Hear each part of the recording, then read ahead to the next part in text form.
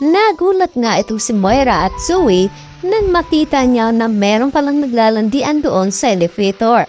Kaya naman agad na pinaalis dito ni Moira at dali-dali naman silang sumakay dito. Pagkadating naman nila doon sa parking area ay nakita naman dito ni Moira si Oka na ang driver dito ni Don Pepe. Kaya nag-usap itong si Zoe at Moira na kailangan ay kakausapin daw nito ni Moira ang driver nito upang makapuslit naman itong si Zoe doon sa kabilang sasakyan. Kaya kinilapitan ni Moira ang driver at agad niya itong tinanong kung nasaan nga ba itong si Don Pepe. Tinanong siya ng driver ngunit hindi naman ito nagsalita si Moira bagkus ay sinabi niya na hindi daw sila magkasama. At sa uling pagkikita daw kasi dito ni Oka na pupuntahan nga itong si Moira.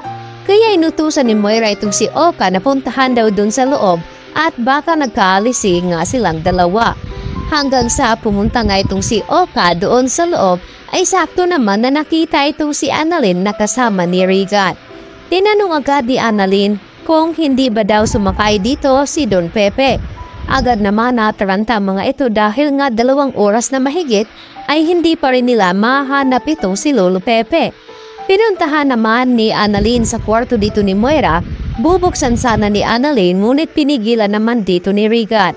At baka ay natulog nga daw ito.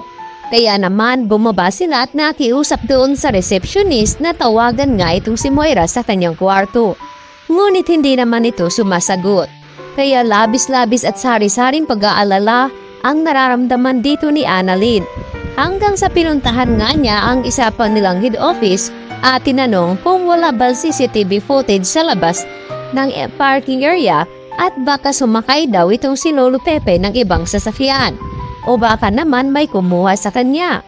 Wala namang maipakita ang mga staff ng hotel dahil nakapatay nga daw ang mga CCTV footage. Hanggang sana panood naman ni Baladja ang pagtatanong dito ni Annalyn. Ngunit nakita nga dito ni Annalyn itong si Baladja doon sa hotel hanggang sa sinundan niya ito. Muli namang natatandaan ni Regan itong pulis na nakakausap noon at humawak sa kaso nga dito ni Moira. At dahil dito, may pagdududa naman itong si Annalyn na baka ikasabwat nga ito ni Moira. Samantalang, pinaharurot naman ni Moira ang sasakyan upang hindi nga sila maabutan. Hanggang sa daan ay bigla namang may sumunod na mga pulis sa kanila. Agad na pinahinto ito ni Zoe. Tinanong naman ng pulis ang kanyang lisensya. Inilabas naman dito ni Moira ang kanyang lisensya. Kaya naman may narinig itong kalabog doon sa likod ng sasakyan. Kaya nagising na pala itong si Lolo Pepe. Agad nitong sinasabi at sumigaw na tulungan siya dahil nga gusto siyang tapusin ng kanyang manugang. Ngunit mababayaran ata ito ni Moira upang hindi ito magsalita.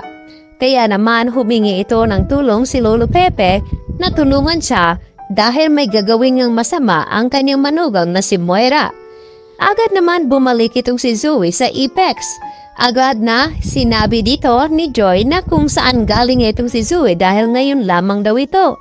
Pumunta doon si Annalyn dahil hindi pa rin mahanap itong si Lolo Pepe. Kaya agad niyang nakita itong si Zoe at tinanong niya ito. Sinabi naman niya na hindi niya daw nakita itong si Lolo Pepe dahil pagkatapos nga nila mag-usap ay pinuntahan nga dito ni Lolo Pepe itong si Moira.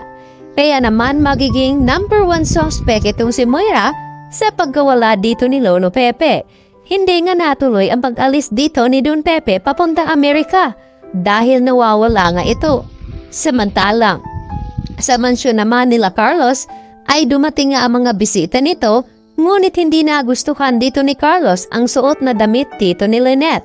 Kaya lumalabas na nga ang pagkasiloso dito ni Carlos at nag-iiba na ang kanyang ugali. Dito na ba mapapansin ni Lynette ang pagbabago ng ugali dito ni Carlos?